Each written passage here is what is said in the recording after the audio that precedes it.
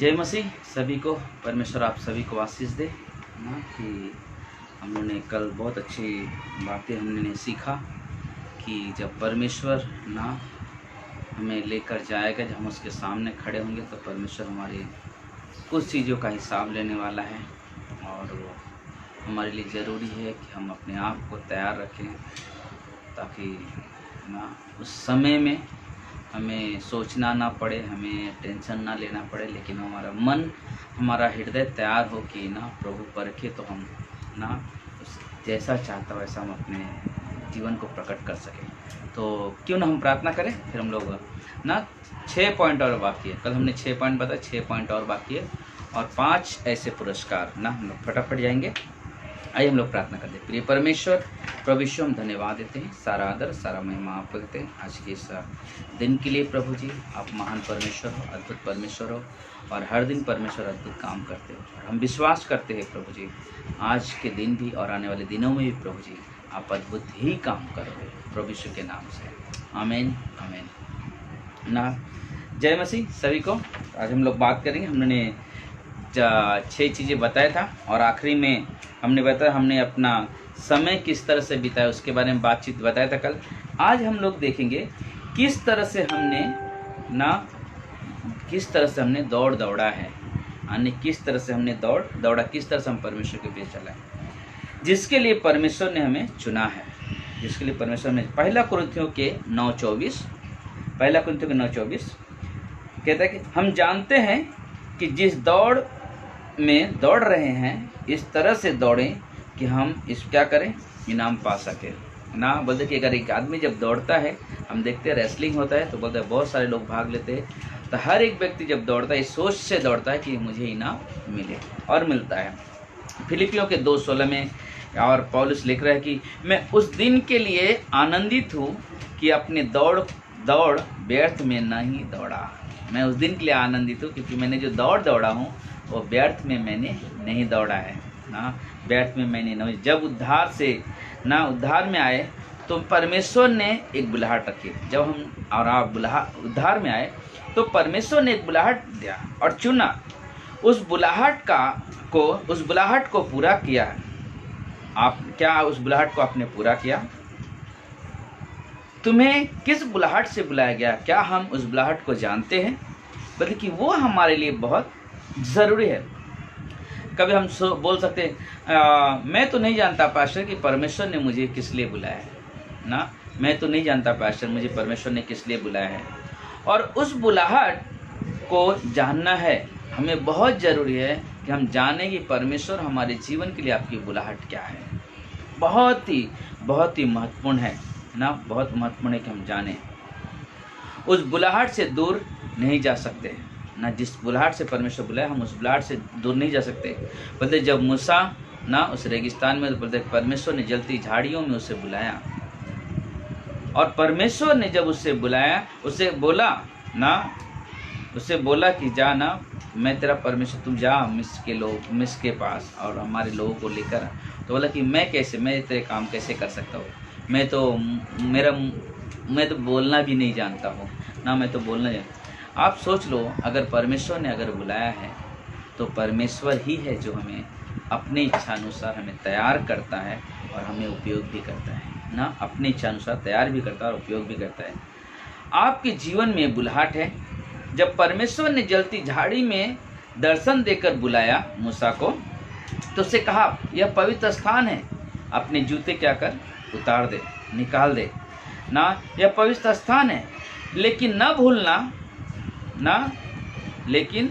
भूलना बातचीत होने के लिए बाद में मूसा ने ना, यानी कि बातचीत होने के बाद मूसा ने वापस क्या किया, उस जूते को पहना ना। यह चीज़ हमें याद रखना। बोलते ये नहीं कि जूता बाद में वो किसने जूता पहने नहीं, लेकिन यहाँ पे चीज़ कि वो उस जगह पे जहाँ पे परमेश्वर के ना दर्शन दिया उसे, उस समय परमेश्वर था वहाँ पे। और जब परमेश्वर ने कहा जूते उतार, उसने उतारा। जब परमेश्वर से बातचीत होने के बाद वापस वो जूते पहना और जब जूते ने पहन लिया तो मिस्र देश में गया, रेगिस्तान में है और वीराने में है, अकेला है। लेकिन आकर उस समय उसने सबसे बड़े अधिकारी के सामने खड़े होकर ना, सबसे बड़ा अधिकारी ना, फिरौन के पास सामने खड़ा होकर ना, बोलते कि उससे जाके बोला कि ना मेरे लोगों को जाते दे। वाह ना, बोलते कि जब परमेश्वर की बुलाहट को हम जानते हैं ना, तो बोलते कि हमें डर नहीं होता है, भय नहीं होता कि हम क्या कर रहे हैं, क्योंकि हम जो कर रहे हैं परमेश्वर के ना अधीनता में परमेश्वर के लिए कर रहे हैं, और वो हमारे लिए बहुत ज़रूरी है। वो हमारे लिए बहुत ज़रूरी है कि ना, कि हमारे जीवन की बुलाहट क्या है जानने, और बुलाहट को पूरा भी करना है ना। जिस बुलाहट से परमेश्वर ने बुला, अगर हमने जान लिया है तो हमें क्या करना है, उस बुलाहट को हमें पूरा भी करना है ना, पूरा भी करना है। पता कि हम घर में बैठे बैठे ना सिर्फ आराम नहीं करना है, मुझे समय मिलेगा तो हाँ ना, जब कर लूँगा, जब कुछ सही हो जाएगा तब सोचूंगा क्या करना है, कैसे करना है। नहीं, अगर सोचो ना, हमने कई बार कहा कि आज हमारे पास इतना समय है कि हम लोग हर दिन बाइबल पढ़ सकते हैं, हर दिन परमेश्वर को गहराई से जान सकते हैं, हर दिन प्रार्थना में जीवन जी सकते हैं ना, हर दिन प्रार्थना में जीवन जी सकते हैं, और जीते हैं। बहुत सारे लोग, आप लोग जीते हो रियली। और ये चीज़ है कि बोले कि हमें कभी भी ना हम आलसपना न लाए अपने जीवन में, आलसी न बने। बोलते वो हमारे लिए बहुत ज़रूरी है ना, वो हमारे लिए ना। तो बोलते कि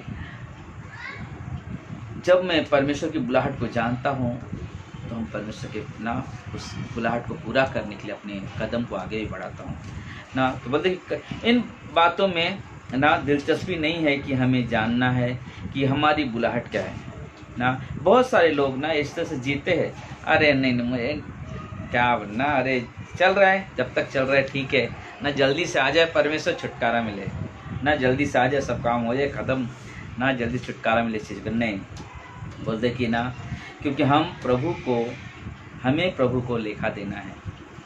हम इस तरह से नहीं बोले बस प्रभु जल्दी से आ जाए, टेंशन निकल जाए ना, ये हमारा सोच ऐसा नहीं है। क्या हमारी तैयारी है क्या, जब प्रभु आएगा लेके जाएगा, जब प्रभु के सामने जब हमें जवाब देना होगा ना, जब वो प्रभु हमसे पूछेगा तो क्या हम जवाब देने लायक हैं? तो बोलते कि अगर इस समय हमें मिला है, ये समय जो हमें मिला और आपको मिला है, ये हमारे अपने आप को तैयार करने का समय है, अपने आप को मजबूत करने का समय है, कि जिस बुलाहट से परमेश्वर ने बुलाया है उस बुलाहट के योग्य हम बन सके और उस बुलाहट के कार्य को पूरा कर सके ना, कर सके। क्योंकि जो इनाम हमें मिलने वाला है वो इंसान हमें नहीं देने वाला है ना, जो इनाम हमें मिलने वाला कोई इंसान नहीं देगा, हमें प्रभु देने वाला है इनाम, प्रभु देने वाला। इसलिए हमें बहुत ज़रूरी है ना कि हमें प्रभु इनाम देने वाला है, हमारे हिसाब लेने वाला है, हमारा लेखा लेने वाला है कि हमने कैसे अपने जीवन को बिताया, हम कैसे अपने दौड़ा है, वो सारी चीज़ों का। 8वां पॉइंट जो है ना, हमने अपने पापी स्वभाव को किस तरह से नियंत्रण में रखा है। हमने अपने पापी स्वभाव को किस तरह से नियंत्रण में रखा है। हमारा जो पापी स्वभाव है किस तरह से नियंत्रण। 1 कुरिन्थियों के 9:25 से 27। 1 कुरिन्थियों के 9:25। हमारे जीवन में परीक्षाएं आएगी और हमारा पुराना पापी स्वभाव जो है वह वैसा ही काम करने की कोशिश करेगा। वह हमें निराश करने के लिए ना, हमें निराश करने के लिए, हमें चिंताओं में डालने के लिए, मतलब हमें नीचा लाने के लिए ना कोशिश में लगा रहेगा ना। वो क्या करता हमारा पापी स्वभाव ना, हमें बुराई की तरफ लेके जाना, बुरे विचार प्रकट करना, चीज़ों में लेके आता है। लेकिन हमें आत्मा में परिपूर्ण होकर चलना है। लेकिन हमें कैसे चलना है? आत्मा में परिपूर्ण होकर, हमें आत्मा में परिपूर्ण होकर चलना है। क्योंकि हमारी बुलाहट है, इसलिए अपने पुराने पापी स्वभाव को हावी होने नहीं देना अपने जीवन में। परमेश्वर ने हमें बुलाया है, ये हमारी बुलाहट है, तो हमारी जो पापी स्वभाव है उसे अपने ऊपर हावी होने नहीं देना है। यह हमारा जीवन है, हम अपने पुराने पापी स्वभाव को नियंत्रण में कर सकते हैं। रियली सोचो, कुछ बुरी चीज़ें हैं, बुरी आदतें हैं, आप कैसे वहाँ से बचोगे जब तक आप खुद वहाँ से हटोगे नहीं। लेकिन हमारा मन भी कर रहा है इस तरह से और हम जा रहे हैं उसी के पास, तो क्या होगा? हम वही काम कर रहे हैं जानबूझ के ना, हम उस पर आते। बल्कि हमारे अंदर एक क्षमता है और प्रभु है हमारे साथ, पवित्र आत्मा हमें दिया गया है, और हम जब प्रार्थना करते परमेश्वर हमें बल बुद्धि ज्ञान देता। हमारी जो लालसा है उससे परमेश्वर क्या करता है? रोक देता है। हमें प्रार्थना करना है, हमें परमेश्वर के साथ चलना बोलते कि वो हमारे लिए बहुत ज़रूरी है, बहुत ज़रूरी। बोलते कि हम लोग ना उसे नियंत्रण में ला सकते हैं, हम अपने पापी स्वभाव को रोक सकते हैं।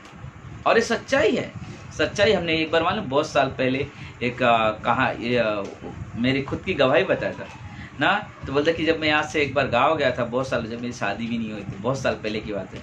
तो मैं गाँव में गया तो मतलब यहाँ पे कौन देखेगा अगर मैं ड्रिंक करूँगा, यहाँ तो चर्च के लोग है नहीं।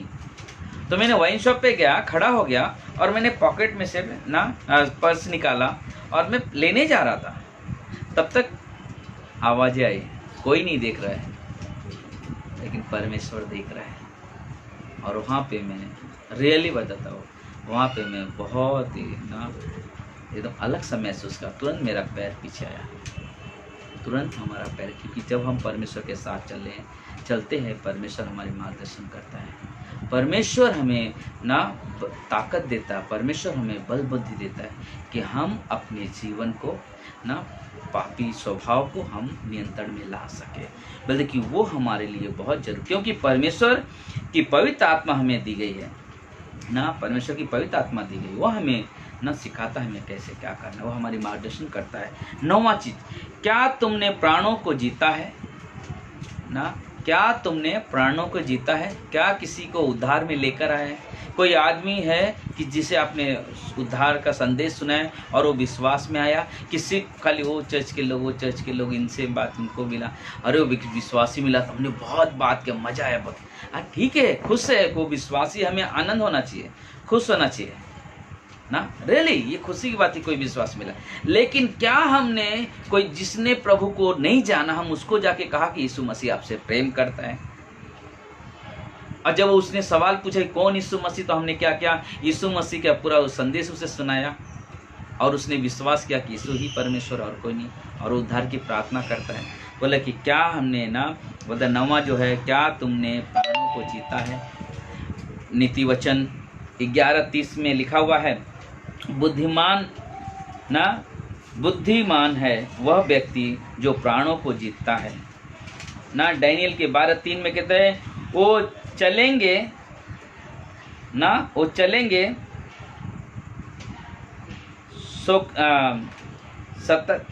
तरह ना, वो चमकेंगे तारों की तरह, सितारों की तरह ना, वो चमकेंगे। बोले कि ना जो तुमने किया है, बोलते कि तुमने जो प्राणों को जीता ना, ठीक है, तो बोलते कि वो बुद्धिमान व्यक्ति है जो प्राणों को जीतता है। और डैनियल के 12:3 में कहता है वो चमकेंगे वो लोग ना सितारों की तरह।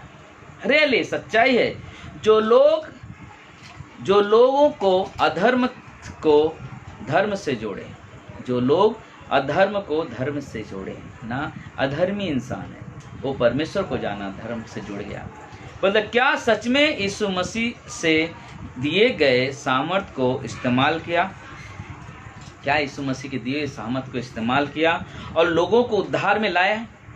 क्या सब बातें जो परमेश्वर हमें बताया, क्या हमने सुनाया किसी को जो परमेश्वर का सुसमाचार सुनाया उनको? क्या तुमने मौके को ढूंढा कि किसी को भी हमें किस तरह से मैं किसी को सुसमाचार प्रचार कर सकूं ना, सुसंदेश बांट सकूं? बहुत सारे लोग हैं जो सुसमाचार बांटते हैं, लोगों को उद्धार में लेकर आते हैं। बहुत सारे लोग हैं जो लोगों को जाकर सुसमाचार बांटते हैं ना, सुसमाचार सुनाते हैं, क्योंकि वो हमारे लिए बहुत ज़रूरी है। बोलते कि हम लोगों को उद्धार में लाए, क्या हम मेरे लिए महत्वपूर्ण था? यह हम उसके लिए ज़रूरी है, ये हमारे लिए बहुत ज़रूरी है। क्या हमने किसी को उद्धार का संदेश सुनाया और वो उद्धार में आया? तो बोलते कि वो बहुत जरूरी, क्योंकि प्राण को जीतना ना, प्राण को जीतना। क्या हमने प्राण को जीता है? क्या हमने किसी ऐसे व्यक्ति को संदेश सुनाया जो प्रभु यीशु को जानता नहीं है और हमने उसे बताया यीशु मसीह है? समझो कोई आदमी, आप आज का हमारे मानकुर के हिसाब से अगर हम लोग सोचने भी जाएंगे, छोटे से एग्जाम्पल, कोई आदमी दुख में है और प्रभु को नहीं जानता, हम लोग कैसे उसको बोल सकते हैं कि आपका दुख कैसे दूर हो सकता है? डॉक्टर है अपने जगह पे, फिर भी नहीं ठीक हो रहे हैं, तो हम लोग क्या करते हैं, हम यीशु के बारे में उन्हें बताते हैं कि प्रभु यीशु आपके दुख को दूर कर सकते हैं, हमें विश्वास है। और हमने कई लोगों को देखा है। फिर हम लोग क्या करते हैं, एक टेस्टमनी के साथ उन्हें हम क्या करते हैं, प्रभु यीशु के बारे में हम लोग उनको उस उद्धार का समाचार सुनाते हैं और वो लोग विश्वास करते हैं। तो बोले कि वो चीज़ हमें करना है कि हमें यीशु के लिए प्राण को जीतना, क्योंकि इसका भी हमें लेखा परमेश्वर के सामने देना है। 10वां, जब लालसाएं आई तो हमने जीवन किस तरह से जिया या उसका सामना कैसे किया। जब लालसाएं आई, याकूब 1, 2 और 3 में लिखा, हमारे जीवन में लालसाएं और परीक्षाएं भी आती है, तो हमने सामना उसका कैसे किया।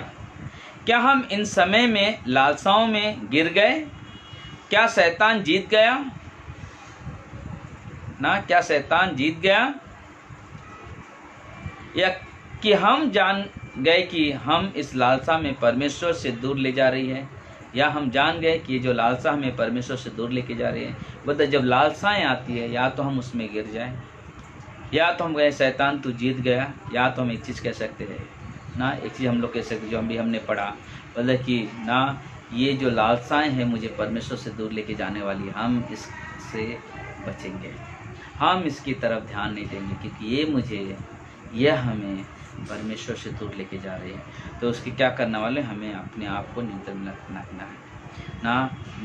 मैं नहीं गिरूंगा ना, मैं वचन में बना रहूंगा। मैं शैतान को शैतान को, संसार को मेरे आत्मिक जीवन से ना मैं हरा दूंगा, मैं जीत हासिल करूंगा, क्योंकि मेरे पास परमेश्वर का दिया हुआ जीवन है, जिसे कहा आत्मिक जीवन है ना। बोलते कि मैं शैतान और संसार को हरा दूंगा, क्योंकि मेरे पास वो जीवन है ना। बोलते कि परीक्षा में मेरा सोच कैसा था, स्वभाव कैसा था, या हमने कुड़कुड़ाया, या हमने धन्यवाद देकर परमेश्वर की महिमा की ना, या धन्यवाद देकर परमेश्वर की महिमा की, उसके सामर्थ्य से हम स्थिर खड़े रहे। बोलते कि वो हमारे लिए बहुत ज़रूरी है ना। 11वां पॉइंट, रैप्चर के सिद्धांत को जानते हुए क्या मैंने उसे प्रेम किया। क्या हमने, मालूम है कि एक दिन हमें प्रभु लेकर जाने वाला है, लेकिन क्या हमने उस बातों के लिए हमने प्रेम किया? क्या मैं यीशु मसीह के आगमन का इंतज़ार किया ना? क्या हम इंतज़ार कर रहे हैं कि यीशु मसीह आने वाला है? क्या हम उस पर ना स्थिर खड़े हैं? और वो हमारे लिए बहुत ज़रूरी है, बहुत ज़रूरी हमें ना स्थिर खड़े रहना। हमें मालूम है यीशु मसीह आने वाला है और हम उसका इंतज़ार कर रहे हैं। क्या हम इंतज़ार कर रहे हैं? क्या हम सब विश्वास का इंतज़ार कर रहे हैं? इसका मतलब यह नहीं कि कुछ लोग सोचते हैं कि प्रभु आएगा तो हम लोग छूट जाएंगे ना, टेंशन निकल जाएगा ना। कभी कभी सोचते हैं कि हम लोग बस जल्दी से प्रभु आ जाए तो जो ना जल्दी से जल्दी सब निपट जाए, छुटकारा मिल जाएगा। लेकिन पौलुस कहता है मैं उनके आने की बाट जोहता हूँ, मैं यीशु मसीह के आने का बाट जो रहा, इंतजार कर रहा हूँ कि वह आए, क्योंकि जब वो आएगा तो मुझे इनाम देगा। हमें इस तरह से नहीं जीना, हाँ अरे जल्दी आ जाएगा, जल्दी आ जाएगा सब खत्म, नहीं। हमें इंतजार है। पौलुस यही बोला ना, मैं इंतजार कर रहा हूँ प्रभु के आने के लिए, क्योंकि जब वो आएगा और मुझे वो क्या देगा, इनाम देगा। इसका मतलब यह नहीं है कि इसका मतलब यह है कि मैं इस तरह से जी रहा हूँ कि यीशु मसीह कल भी आ सकता है ना। यीशु मसीह कल भी आ सकते हैं, और मैं इस तरह से जी रहा हूँ कि अपने आप को शुद्ध रख रहा हूँ। अपने आप को कैसा रख रहा हूँ? शुद्ध रख रहा हूँ। इसलिए वचन को शुद्ध रखता हूँ, अपने सोच को बनाए रखता हूँ, जो मुझे समय दिया गया है उसे मैं इस्तेमाल कर रहा हूँ। मेरे पैसे को सही तरह से इस्तेमाल कर रहा हूँ ना। मेरे पैसे, मुझे पगार मिल रहे हैं, मैं सही से इस्तेमाल कर रहा हूँ ना। मैं घर में हूँ, इस समय में लॉकडाउन में है, मैं घर में हूँ, काम कर रहा हूँ, मुझे पेमेंट मिल रहा है, क्या मैं दशवांश दे रहा हूँ परमेश्वर को? बोलते ये हमारे लिए, बोलते कि ये सारी चीज़ों को मैं क्या कर रहा हूँ, सही तरह से इस्तेमाल करूँ। मैं मेरे दिल से ना, सच्चे मन से प्रभु को दशवांश दे रहा हूँ, सब कुछ कर रहा हूँ। बोलते कि मैं सही इस्तेमाल कर रहा हूँ। मेरे परिवार के साथ अच्छे से मैं बर्ताव कर रहा हूँ। एक पति अपने पत्नी के साथ, पत्नी अपने पति के साथ बच्चे अपने माँ बाप के साथ, माँ बाप अपने बच्चों के साथ अच्छा बर्ताव कर रहे हैं। बोलते कि ये जरूरी है। चर्च के लोग अपने पास्टर के साथ ना, पास्टर अपने भेड़ों के साथ बर्ताव कर रहे हैं। बोले वो सारी चीज़ें कि हम किस तरह से बर्ताव कर रहे हैं ना, कि मैं इस तरह से जीवन जी रहा हूँ, कल उसका सामना करना पड़े तो मैं ऐसा न कहूँ कि मौका मिला तो अच्छा होता है ना, और एक मौका मिल जाता तो अच्छा होता है। इस तरह से न हो कि मैं अपना सर झुकाकर ना शर्मिंदा हो जाऊं जब उसके सामने खड़ा हूं ना। ऐसा ना हो कि ना हम जब उसके सामने खड़े हो तो हम अपने सर झुका ले। बोलते कि हमारे पास बहुत अवसर मिलता है। हम जॉब पे जाते हैं, हम जानते हैं, हम सब जॉब पे जाते हैं, लेकिन हम जब जॉब पे से आते हैं ना, हम देखते हैं, मैं बहुत सारे लोग को देखा हूँ जो जॉब से डायरेक्ट ना प्रार्थना सभा में आ जाते हैं। गुरुवार की सभा में, बुधवार की सभा में, शुक्रवार उपास प्रार्थना में, रविवार सभा में ही। तो बहुत सारे लोग क्या करते हैं ना, जॉब से होके प्रभु के ना संगति में आ रहे, बोलते कि वो जरूर बोलते कि हमें ये नहीं कि ना अरे अभी तो आया हूँ जॉब पे से आराम कर। आराम है, लेकिन मैं प्रभु के लिए मैं कब जीऊँगा? मुझे मालूम है प्रभु आने वाला है। अगर मैं उस सिद्धांत को, उस शब्द को मैं रियली में दिल से विश्वास करता हूँ, प्रेम करता हूँ, सचमुच प्रभु यीशु से आने वाले, तो मुझे अपने आप को तैयार करना है। मुझे अपने आप को तैयार करना है, और ये हमारे लिए बहुत ज़रूरी है ना। ये हमारे लिए बहुत ज़रूरी है कि ऐसा ना हो कि ना जब हम उसके सामने जाए ना, हमने तैयारी नहीं किया कुछ नहीं, जब हम उसके सामने जाए तो हमें ऐसा खड़ा होना पड़े ना, हमारे मुंह पे उदासी, हम एकदम शर्मिंदा होकर मुंडी नीचे करके खड़ा रहो ना। रियली ये जो संदेश कल भी हमने सुना है और मंगलवार को भी संदेश सुना था, आज हमने ना, आज तीसरा है जो आज हम लोग सुन रहे हैं। और देखिए आज ये जो संदेश हम लोग सुन रहे हैं, बहुत ध्यान से सुना। परमेश्वर आपके जीवन में चाहता कि हम सब तैयार हो जाए कि प्रभु यीशु आने वाला है। पर इस तरह से होता है कि मैं प्रभु को देखकर ना आनंदित हो, पर ऐसा होना चाहिए कि मैं प्रभु को वाह आमेन, मुझे प्रभु के सामने मैं खड़ा हो, वाह मैं सोच भी नहीं सकता कि मैं प्रभु के सामने, वाह एकदम अजीब सा ना फीलिंग, वाह प्रभु के सामने मैं खड़ा हो, प्रभु मुझे अच्छा लग रहा है ना।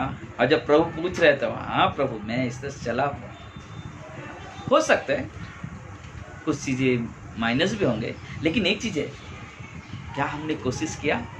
अगर हमने कोशिश किया है, हम प्रभु के सामने एकदम हियाव से खड़े होंगे, हम हियाव से खड़े होंगे ना, हम हियाव से खड़े बोले वो हमारे लिए बहुत ज़रूरी है, वो हमारे लिए प्रभु बहुत ज़रूरी है ना।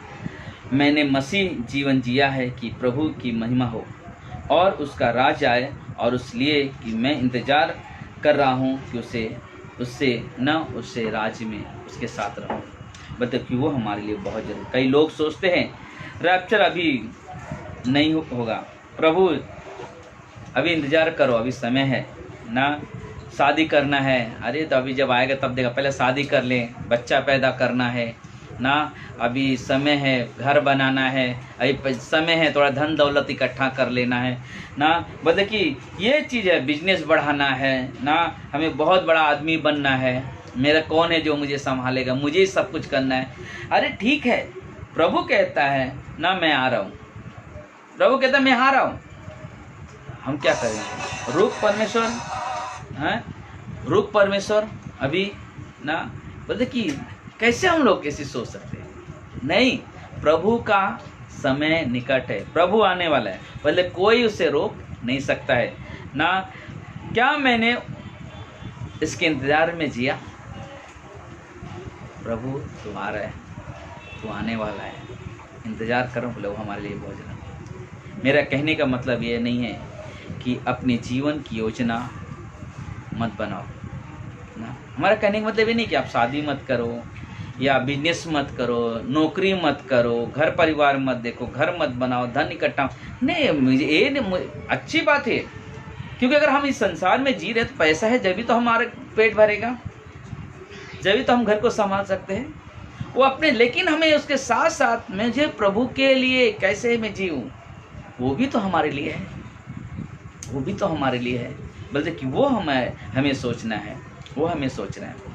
क्योंकि लेकिन ऐसे जियो कि अगर प्रभु कल भी अगर आ जाए तो मैं संतुष्ट हो जाऊँ। बोलते हमें ऐसा इस तरह से जीना है, अगर प्रभु कल भी आ जाए तो मैं कहा वाह ना, मेरी तैयारी है, मैं आनंदित हूँ, मैं आनंदित हूँ, परमेश्वर तो आ रहा है ना, मैंने ना अच्छा जीवन ना जीने की कोशिश में चल रहा हूँ, मैं दौड़ रहा हूँ, मुझे मसीह के साथ ना मुझे जिस बुलाहट से बुलाया उस योग चल रहा हूँ ना। ये है जीवन, ये है मसीह जीवन। हम चल रहे, दौड़ रहे, प्रभु आप आने वाले हो उस तरह में। 12वां पॉइंट, क्या हमने परमेश्वर के वचन और उसके दिए गए देह के लिए विश्वास योग्य था? ये पास्टरों और अगुआ और लीडर लोग के लिए, ये पास्टर और अगुआ और लीडर के लिए, क्या मैंने जो ना हमने परमेश्वर के वचन और उसके दिए गए देह के लिए ना विश्वास योग्य था? क्या हमने वचन को प्रचार किया या फिर हमने अपनी खुद की बातों को प्रकट किया? जो भेड़ हमें दी गई थी देखभाल करने के लिए, या हम सिर्फ अपने घर में आराम किया, कोई बीमार पड़ा छोड़ दो क्या फ़र्क पड़ता है, या कोई दुखी है यार जाने दो हमको क्या फ़र्क पड़ता है, क्या ऐसा जिया? या तुमने हर समय तैयार रहा, कब कहाँ से भी तकलीफ की समस्या सुनने में आते हम उसके पास जाएं, उसके लिए दुआ प्रार्थना करें, उसके लिए विनती करें। बोलते कि हमें तैयार रहना है, हमें तैयार रहना है। परमेश्वर चाहता है कि हम तैयार हो, और वही चीज़ हमें कि हर समय तैयार रहना। बोले कि पहला पत्रस के 5:2-4, हम पास्टर हैं, लीडर हैं, परमेश्वर ने हमें लोग आपको देना लोग दिया है हमें, क्या आपने उनका जो वचन परमेश्वर ने दिया था खिलाया? जो भोजन परमेश्वर ने दिया था खिलाया, यानी कि जो वचन परमेश्वर देता है क्या उन्हें दिया, या सिर्फ यहाँ वहाँ की बातें किया? मतलब कि जब भी वचन प्रचार होते हैं, पहला चीज़ ये हमें बहुत जरूरी सोचना, जब एक पास्टर प्रचार करता है, अगर सचमुच वो वचन प्रचार कर रहा है तो आप सोच लो कि सही चीज़ है, क्योंकि वचन है। बाइबल के एक भी वचन गलत नहीं है, प्रभु ने पूरे बाइबल हमें और आपको दिया है। इस वचन का आदर करना, इस वचन का सम्मान करना, बोले कि वो हमारे लिए बहुत ज़रूरी है। तो बोले कि एक पास्टर को पूछा जा रहा है, क्या तुमने वचन का सही उपयोग किया? क्या तुमने उनको तृप्त किया भोजन से? क्या तुमने भोजन का मतलब वो खाना नहीं, आत्मिक भोजन परमेश्वर का वचन। फिर बोलते कि पतरस ने यीशु से कहा ना, पतरस से यीशु ने कहा क्या तू मुझसे प्रेम करता है तो मेरी भेड़ों को खिला। मालूम है यूहन्ना की किताब में जब 21 दिन जब यीशु मसीह ना मर के जी उठा, उसके बाद उसको झील के नहीं मिलता, बुलाते हैं क्या तू मुझसे प्रेम करता है तो मेरी भेड़ों को चरा। तो बोलते कि परमेश्वर वो देता है, तो बोलते कि भेड़ों को चरा, उन पर अधिकार मत जताओ ना। बोलते कि दिया गया अधिकारी दिया गया, लेकिन उसके ऊपर ना दबाव प्रेशर नहीं, लेकिन हमारा काम है वचन के द्वारा उनको ना सिखाना, हमारा काम है उन्हें प्रोत्साहन देना, उत्साहित करना ना, प्रोत्साहन करना, उत्साहित करना, ये हमारा कर्तव्य। उनके लिए प्रार्थना करना, उनसे प्रेम करना ना, उनसे प्रेम। बोलते कि ये पास्टर का कर्तव्य है, एक अगुआ एक लीडर का कर्तव्य है। देखो लोगों को आर्थिक चिंता की ज़रूरत है, लेकिन ज़्यादा जरूरी आत्मिक चिंता की ज़रूरत है। बोलते कि लोगों को हो सकता है, होता है ऐसा, लोगों को ज़्यादा पैसे खाना ये सब पे ज़्यादा ज़रूरत होगी, लेकिन उससे बड़ा ज़रूरत है ना कि आत्मिक भोजन, सही ना वचन सिखाना, वचन से उन्हें तृप्त करना। क्योंकि परमेश्वर सारे जीवन का उद्धार करता है। परमेश्वर सारी बातों को उत्तर दे सकता है और देता भी है। परमेश्वर सारी समस्या ठीक कर सकता है। हमें लोगों के जीवन आत्मिक उन्नति में निवेश करना, हमें लोगों के जीवन में ना आत्मिक उन्नति निवेश करना है। मतलब वो हमारे लिए बहुत ज़रूरी है, उसके लिए समय बिताना है ना। अगर हम ना उससे इन्वेस्ट करेंगे, समय बिताना है। क्यों हम लोग ना बुधवार की सभा करते हैं, मंगलवार को मिलते हैं, बाइबल कॉलेज सिखाते हैं, क्यों शुक्रवार को? क्योंकि लोग परमेश्वर में बढ़े, परमेश्वर में बढ़े, परमेश्वर के वचन का आदर करे। बोले कि ये हमारे लिए बहुत ज़रूरी है, ये हमारे लिए बहुत ज़रूरी है। बोले कि उस तरह से जीना और लोगों को बताना। बोले क्योंकि मेरी ना सिर्फ ये नहीं कि ना बार बार ना अरे मैं पास्टर मालूम मेरी गवाही ऐसा, मैंने ऐसा किया, मैंने नौकरी छोड़ दिया, मैंने अपना कारखाना बंद कर दिया, मैंने ये बिल्डिंग छोड़ दिया, मैंने ये काम छोड़ दिया, इसलिए मैं प्रभु नहीं। यीशु मसीह के पास है मालूम, किसी ने कहा कि मैं छोड़ के मुझे क्या मिला ना, किसी ने को यीशु मसीह ने एक वर्ड बोला मुझे बहुत पसंद है, बोलता कि ना किसी ने मेरे लिए कुछ नहीं छोड़ा है, किसी ने मेरे लिए कुछ नहीं छोड़ा है ना, किसी ने मेरे लिए कुछ नहीं छोड़ा है। अरे अले अगर छोड़ता है तो तुम उसके पीछे क्यों भागते हो? अगर बहुत सारे लोग कहते हैं मैंने ये काम मैंने प्रभु के लिए छोड़ दिया, मैंने बहुत बड़ा बिजनेस बंद कर दिया, लेकिन फिर पैसे के पीछे क्यों भागते हो? प्रभु के पीछे दौड़ो, प्रभु विश्वास करते हो, प्रभु आपकी ज़रूरत को पूरा करेगा, प्रभु आपकी ज़रूरत को पूरा करेगा। मैंने ये कर दिया, मैंने ये कर दिया ना, आज बहुत सारे लोग ना हाँ मैंने ये किया, अरे फिर प्रभु कुछ किया ही नहीं। हम जब बातें होती थी कहते प्रभु क्या कर रहा है, प्रभु ने क्या किया, इसकी चर्चा होनी चाहिए। बोलते कि वो हमारे लिए बहुत जरूरी है। पास्टर लीटर अगुआ क्या हमने इस तरह से किया कि हमारा मकसद यह है कि लोग आत्मिकता में बढ़े, यीशु को जाने। बोलते कि ये ज़रूरी है। बोलते कि एक पास्टर, एक अगुआ, एक लीडर की ज़रूरत है कि वो लोगों को परमेश्वर में बढ़ने के लिए मार्गदर्शन करे ना। मैं था तो चर्च कितना अच्छा चल रहा था, मैं था तो मैं ऐसा लेके चल रहा था, कोई नहीं, परमेश्वर करता। कोई बोलता नहीं मेरे वजह से चर्च हो, नहीं, किसी की वजह, परमेश्वर का काम है, परमेश्वर काम करता है। आज ऐसे जैसे जगह पे बहुत सारे पास्टर, बहुत सारे सेवक ऐसे ऐसे जगह पे जाके सेवा कर रहे हैं जहाँ पे उनके लिए खतरा ही खतरा है, लेकिन क्या है, परमेश्वर की बुलाहट है और जाके प्रभु की सेवा कर रहे हैं, जाके प्रभु की सेवा कर रहे हैं। क्यों? क्योंकि उन्हें परमेश्वर की बुलाहट को उन्होंने जाना है और उसका उपयोग कर रहे हैं ना। हाँ, पास्टर दुगना आदर के योग्य है, लेकिन उतना दुगना उसको क्या करना है, हिसाब भी देना है परमेश्वर को। बाइबल कहता है पास्टर दुगना के आदर के योग्य है, लेकिन उतना दुगना पास्टर को हिसाब भी देना है परमेश्वर को कि तुमने किस तरह से उन्हें की देखभाल किया, उन्हें किस तरह से परमेश्वर ने बढ़ाया, क्या उन्हें जो काम वो कर रहे थे उन्हें कितना उन्हें उत्साहित किया, कितना उन्हें कहा कि ना इस काम में चलो ना। और वो ज़रूरी है, वो ज़रूरी है कि हमने किस तरह से लोगों के साथ में इन्वेस्ट कर रहे हैं, हम कैसे लोगों को सिखा रहे, कैसे उन्हें बता रहे। बल्कि कि वो हमारे लिए बहुत ज़रूरी है।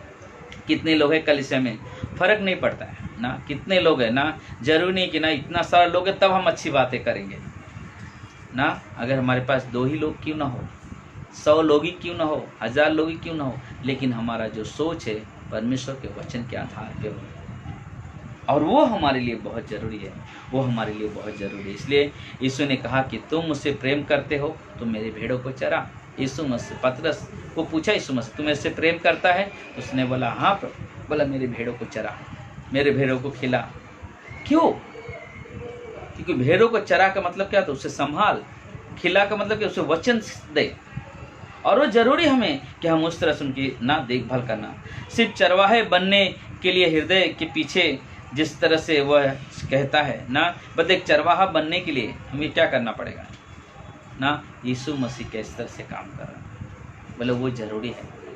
यीशु मसीह ने ना, कभी कभी लोग सोचते हैं अरे यीशु मसीह ना बहुत चमत्कार किया ना, बहुत बड़ा ना आशीष दे। सिर्फ चमत्कार और आशीष के लिए हम चर्च में नहीं आते हैं, सिर्फ हम चमत्कार और आशीष के लिए चर्च में आते हैं। क्या चर्च में आपने उद्धार पाया?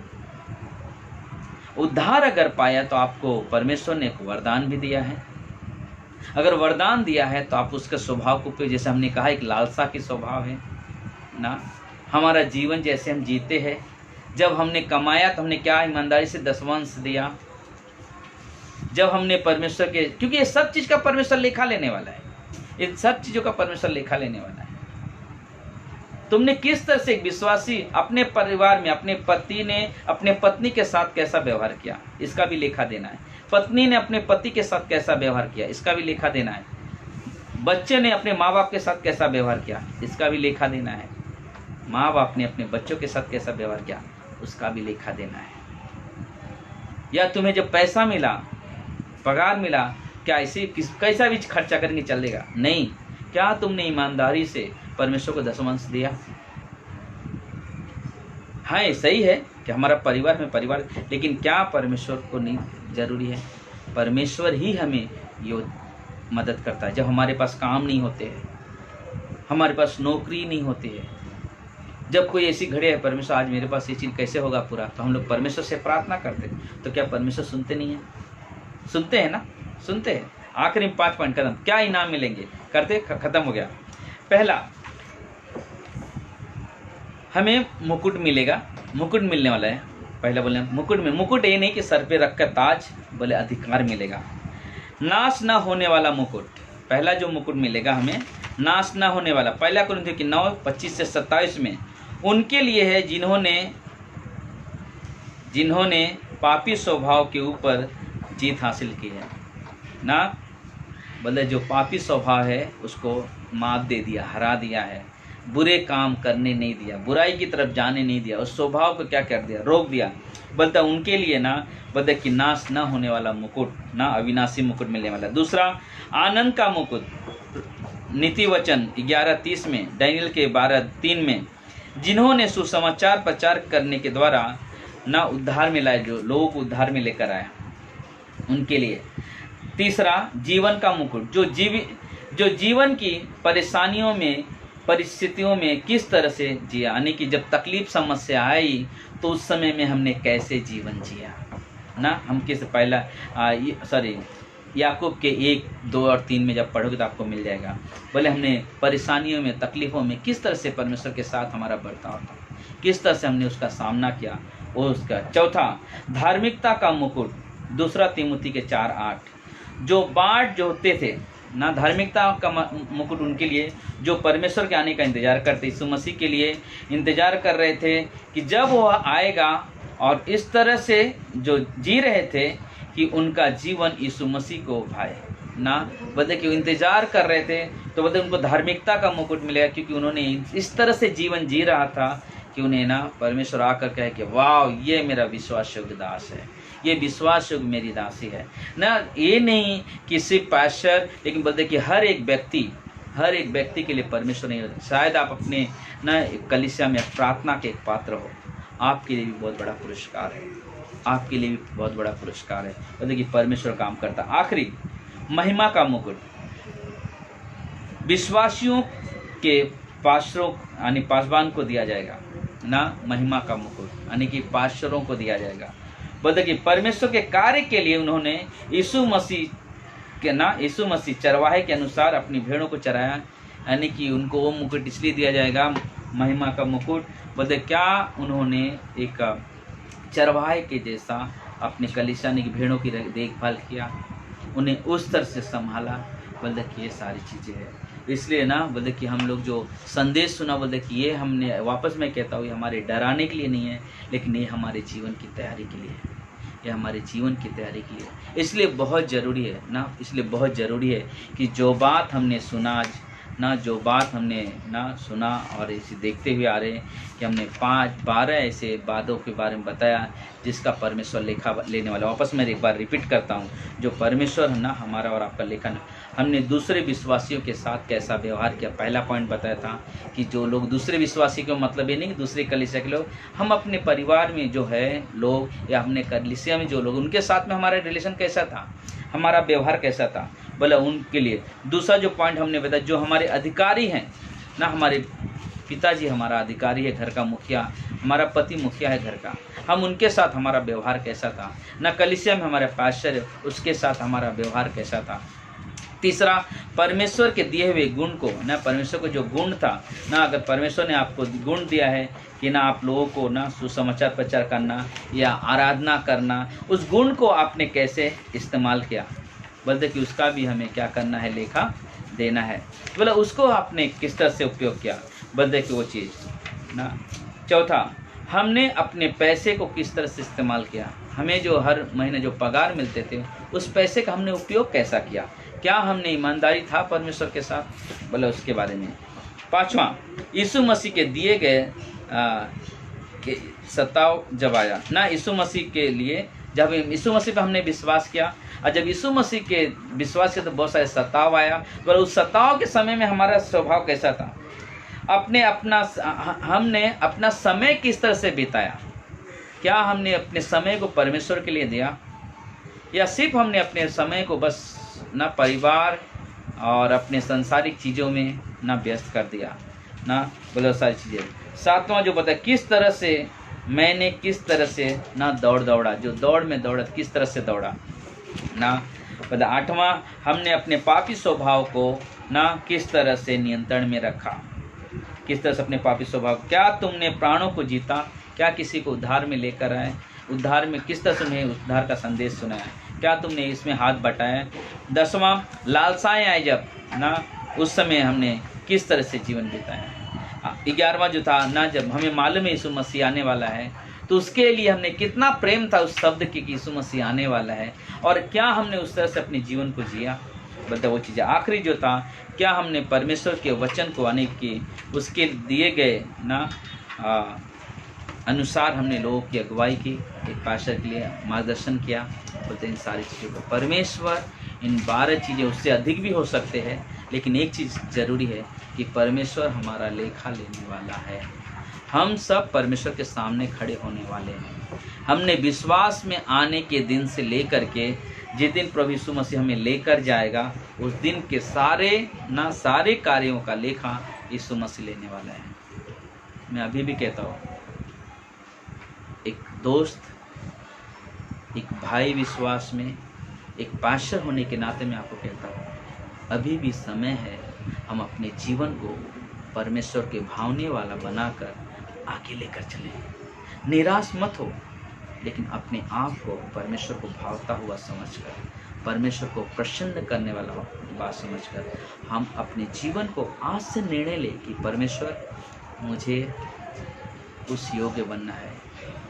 आपने जो हमें वरदान दिया है, चाहे हमें आराधना का वरदान हो, चाहे सेटअप का वरदान हो, या प्रार्थना का वरदान हो, लोगों की देखभाल के वरदान हो, या हम कोई भी छोटे से काम के लिए जो भी वरदान मिला है परमेश्वर, एक भाई को उत्साहित करने का वरदान मिला परमेश्वर, उस वरदान का हम ईमानदारी से उपयोग करेंगे। परमेश्वर, हम उस बुलाहट को, उस वरदान को हम गंभीरता से लेंगे और आपके पीछे चलेंगे।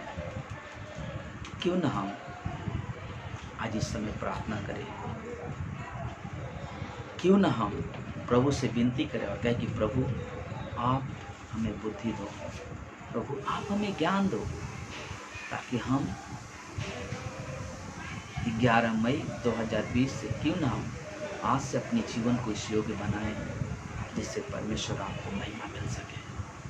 और जब हम आपके सामने खड़े हो तो हम शर्मिंदा होकर हमारे सर नीचे ना हो, लेकिन गर्व और आनंद के साथ आपके सामने खड़ा रहो। आइए हम लोग प्रार्थना करते हैं। प्रिय परमेश्वर, प्रभु यीशु, हम धन्यवाद देते हैं। सारा आदर, सारा महिमा, सारा गौरव आपको देते हैं। मेरे महान परमेश्वर, पराक्रमी परमेश्वर, राजाओं के राजा, प्रभु के प्रभु यीशु, हम आपके नाम को ऊंचा उठाते हैं, आपके नाम की महिमा करते हैं, आपके नाम की बड़ाई करते हैं। मेरे यीशु, मेरे प्रभु, हमारी प्रार्थना इस समय खुद के लिए भी और जितने भी लोग फेसबुक पे देख रहे हैं उनके लिए, उनके परिवार के लिए। प्रभु जी, हम सब आज से एक नया निर्णय लें कि हम प्रभु यीशु आपके लिए और अधिक जी सके, हम और अधिक अपने आप को तैयार कर सके। हे मेरे प्रभु, मेरे परमेश्वर, आप हमें बल बुद्धि ज्ञान दे कि हम अपने परिवार के साथ कैसे बर्ताव करें। प्रभु हमें बल बुद्धि ज्ञान दे प्रभु, कि हम आपके इंतजार में हम और प्रेम करें, आपके उस शब्द का जो रैप्चर, जो उठा लिए जाने के शब्द को हम प्यार करें और हम अपने आप को तैयार करें। मेरे यीशु, मेरे प्रभु, मदद करें, सहायता करें। आप आने वाले हो प्रभु जी, और हमारी प्रार्थना है, हमारी विनती है प्रभु जी, आप मार्गदर्शन करें, आप अगुवाई करें, उन सभी हृदय के हमारे मनों को तैयार करें प्रभु जी, कि हम अधिक से अधिक आपके कार्यों में हाथ बटा सकें। आज से हम एक नया चुनाव, एक नया निर्णय लेते हैं अपने जीवन में कि हम प्रभु के साथ एक घनिष्ठ संबंध बनाकर और अवसर को बहुमूल्य समझकर अपने जीवन को प्रभु यीशु के नाम से व्यतीत करेंगे। धन्यवाद देते हैं प्रभु जी, सभी को आशीष देना, हम सभी को बुद्धि ज्ञान देना प्रभु जी। और इस समय प्रार्थना करते हैं हमारे देश में जो वायरस फैला हुआ है प्रभु जी, इस वायरस से प्रभु जी सभी को संभालें, सुरक्षित रखें परमेश्वर। जल्द से जल्द प्रभु जी लॉकडाउन खुले, वापस वो घड़ी आए प्रभु कि हम सब प्रभु जी आपके दिए हुए वरदान का इस्तेमाल करें, सही से इस्तेमाल करें और आपकी महिमा करें, आपकी बड़ाई करें। धन्यवाद मेरे पिता, धन्यवाद मेरे प्रभु, आपके नाम की स्तुति हो प्रभु, आपके नाम की बड़ाई हो प्रभु यीशु के नाम से हम सब कहते हैं आमीन आमीन। धन्यवाद सभी को ना, प्रभु आप सभी को आशीष दे। कल वापस हम लोग 6 बजे मिलेंगे ना, हम लोग कल वापस 6 बजे। धन्यवाद ना, मैं विश्वास करता हूँ आप लोगों ने बहुत, क्योंकि मैं खुद इस संदेश के द्वारा मैंने बहुत आनंद उठाया और हम विश्वास करते हैं आप लोगों ने भी आनंद उठाया। हम लोग आने वाले दिनों में और अधिक परमेश्वर में बढ़ेंगे, हम सब एक साथ बढ़ेंगे, परमेश्वर की महिमा करेंगे, परमेश्वर की बड़ाई करेंगे। प्रभु आप सबको आशीष दें, आमीन।